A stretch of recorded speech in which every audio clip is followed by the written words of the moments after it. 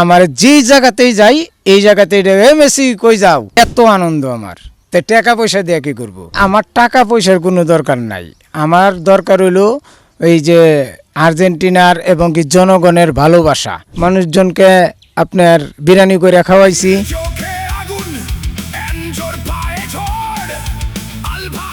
আমি ব্যাংকের থেকে কিছু টাকা লইলাম, গ্রামীণ ব্যাংকের থেকে লইয়া হারিয়া ওই বাঁশ কিনলাম, বাঁশ রং করলাম, পতাকা করলাম।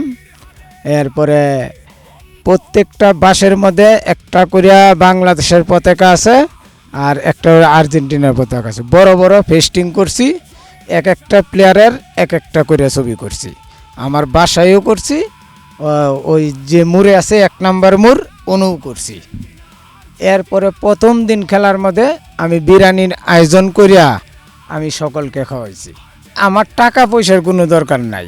আমার দরকার হইল এই যে আর্জেন্টিনার এবং কি জনগণের ভালোবাসা।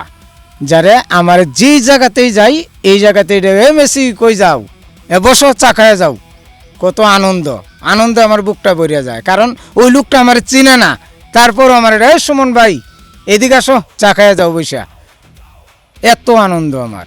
তো টাকা পয়সা দিয়ে কী করব?